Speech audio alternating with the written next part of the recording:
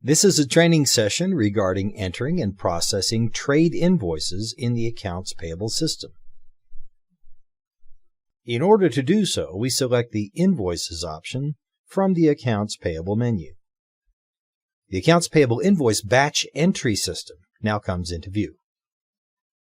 In the list box on the left-hand side of the screen, we see a list of the batches that are currently set up for processing accounts payable invoices. We can insert or change a batch using the buttons supplied here below the list box. If we click on the Change button, we can see that a batch may have a user ID, a description, and some defaults for entering invoices. Here we can enter a default checking account and credit card account. Invoices entered in this batch may be marked as prepaid by check or by credit card. If the default checking account field here is left blank, the system will use the default checking account from the Accounts Payable Setup window. If the default credit card account field is left blank here, an invoice marked as paid by credit card during invoice entry will grab the first credit card account it finds on the balance sheet as the credit card used. This checkbox lets you set your preference for repetitive insert. When you have finished entering an invoice and click the OK button, the system can either close the invoice entry window and return to the main batch entry window, or, if this box is checked, it can clear the fields and prepare the entry window for the entry of another subsequent invoice. Place a tick in this box to turn on repetitive insert. This checkbox refers to the invoice pay type. When invoices are entered, they can be flagged as open, paid by hand check, or paid by credit card. If you are entering a number of invoices that were all paid by credit card, you may want the system to remember the pay type of the previously entered invoice on each subsequent invoice. Check this box if this is your desire. Check this box and the program will flash a message each time you save a prepaid invoice, reminding you that you have flagged the invoice as prepaid.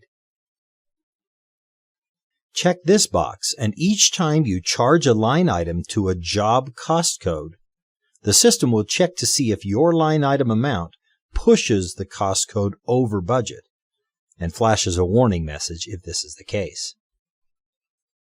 Here, you can specify the default detail type. As we are entering invoices into this particular batch, will we most likely be charging our invoice expenses to general ledger account numbers, to jobs, to pieces of equipment, or to inventory? We indicate our preference here.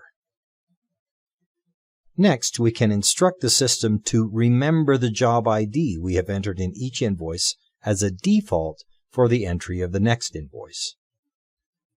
We can also specify what type of invoices will most frequently be entered into this batch: trade invoices, subcontract invoices, or retention payment invoices.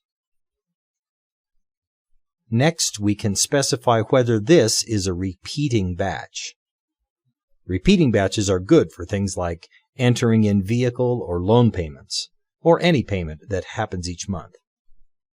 If this is a repeating batch, we can specify the frequency with which this batch repeats.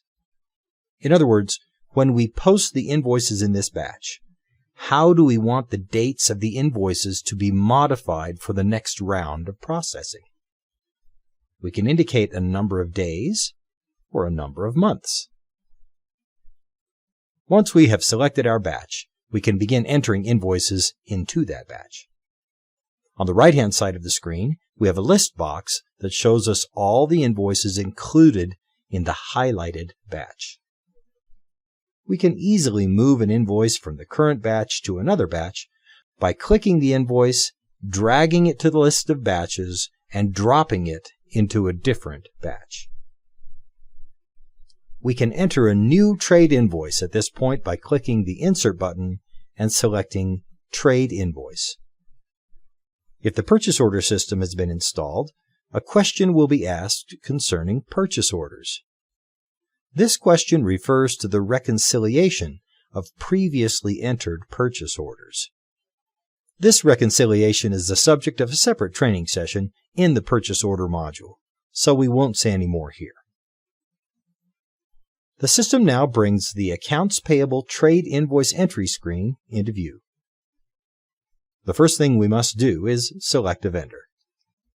We can do so by typing in the vendor name or number, or pressing the ellipsis button and picking from a list, or pulling down this list box and picking from an alphabetical list of vendors. We can then enter the purchase order number, if any. We can also enter the invoice number of the invoice received from the vendor. Now we can specify a default job, which will be used for entering our invoice line items. If all the line items on this invoice are to be charged to the same job, enter that job number here. Otherwise, just leave the job number blank. We can indicate whether this particular invoice has already been paid by a handwritten check or a credit card. If we select Paid by Hand Check or Paid by Credit Card, the system will change the entry fields on the right-hand side of the screen to indicate paid date, a check number or card name, and a checking account or credit card account number. If we select Open, we are asked only for an invoice date and a due date for this invoice. We're going to enter this particular invoice as an open invoice. Therefore, it will have a due date. The system will calculate the due date by looking into the vendor record, retrieving the vendor's due terms, and applying those terms to the invoice date. This checkbox will cause the invoice to be posted with a Hold Payment flag. If the box is checked, you can enter the reason for the hold, and the posted invoice will not be available for payment selection until the hold is lifted. Here we can enter a short description of this invoice that will show up on the check stub when a check is printed for payment of this invoice. We can now enter line item detail for our trade invoice. We do this by clicking the Insert button. A detail entry window now comes into view. Here we specify whether this detail line item will be charged to a GL account, a job, a piece of equipment, or inventory. If we select GL account, then we can choose from a list of all our general ledger accounts which account this line item will be charged to. We can then indicate a quantity and or a unit cost. We must have a dollar amount. Now, the dollar amount can be calculated as a function of the unit cost times the quantity, or if we leave the unit cost field blank, we can type in whatever amount we choose. We do not enter the amount of tax while entering the detail. We merely indicate whether or not this is a taxable line item. The system will assign a tax amount to this line item at a later time. When we click the OK button to save our entry, the system will anticipate that we may wish to enter another line item, and it will bring us another empty detail screen. For our second line item, we will charge the cost to a job. We can select a job and a valid cost code. We can then enter the optional quantity and unit cost, the dollar amount, and whether or not this line item is taxable. After we save this entry, we will insert another line item. This line item we will charge to a piece of equipment. If the equipment costing program has been purchased, we can select from a list of equipment and select a cost category associated with that piece of equipment. Specify the optional quantity and unit cost and the dollar amount, and whether or not this line item is taxable. If the inventory system has been purchased, we can charge one of our invoice detail line items to inventory. Select Inventory and the following fields will appear: Item ID, Location, and Area. As we click on the ellipsis button to look up the item ID, we find a list of all the different inventory items we track. Select the desired inventory item. At this point, we're required to indicate where we have stored this item we have purchased. First, we select a location, and then we select an area within that location. Usually, the location and area fields will be filled by default, because they were assigned as defaults when setting up this item ID. Now we can specify the number of units purchased and a unit name.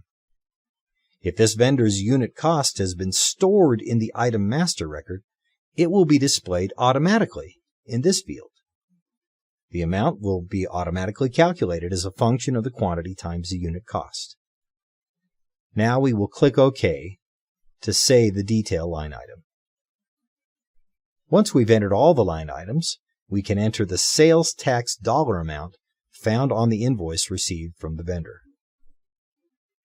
Once we type in this tax amount and press Enter or Tab, the system will take the dollar amount we've typed into the tax field and apportion it among the taxable line items we've entered in the list box on the left. We can also enter a disputed amount. This is a dollar amount that showed up on the vendor invoice for goods we did not receive or goods that we did not order. Check this box if you want this invoice separated from other invoices from this vendor during check printing. If the box is checked, this invoice will be included on its own check. Check this other box if you want the check printed for this invoice to include one check stub line item for each invoice line item. Now we can enter a discount for this invoice. When we entered the vendor into the system through the vendor entry screen, we had the option of indicating whether or not this vendor offers discounts and at what percentage rate. If a discount is offered by the vendor, it will be reflected in this screen with the appropriate rate and dollar amount of the discount and the appropriate discount expiration date. Otherwise, we can go into any of these fields and manually enter a discount that has been offered by the vendor for this particular invoice. On this tab, we are able to attach supporting documents to this invoice. These may include photographs of the work items received or perhaps a scanned copy of the invoice. On this tab, we can enter notes. Once we are sure that all of our entries look good, we can click on the OK button, and this will save our accounts payable invoice. The accounts payable batch screen now comes back into view, with our new invoice included in the list box on the right-hand side. We can now optionally tag the batch containing our new invoice and use the 3 buttons at the bottom of the screen to process our invoice. The first button is used to change the dates of invoices in the tagged batches. This allows us to indicate a new date or indicate that we'd like to add a number of days or months to the dates of the invoices in the tagged batch. The second button is the proof listing. As we click on this button, we have the ability to set limits and print a proof listing of all the invoices in the batch. When printing proof listings, we usually set no limits, but simply press the print button. A listing is then displayed on the screen, which can be printed out. Use this listing to check your invoice entries for accuracy. The third button is the Post Tagged Batches button. When we press this button, the system will ask us for the fiscal period to which the invoices will be posted. The default is the current fiscal period, but we may choose any open fiscal period. We then click on the Proceed with Posting button, and the system will post our batch of invoices, print out our posting reports, and give us one last chance to view our reports and make sure our invoices have been properly posted. If they have been, we click the Finish button. If they have not, we can press the Undo button, and the system will return to the state it was in prior to the posting of our invoices. Once we have posted the invoices, they are now part of the permanent accounts payable invoice system. and can be accessed through the overview screens, the payment selection screens, and the accounts payable aging reports. This concludes this session on entering and processing accounts payable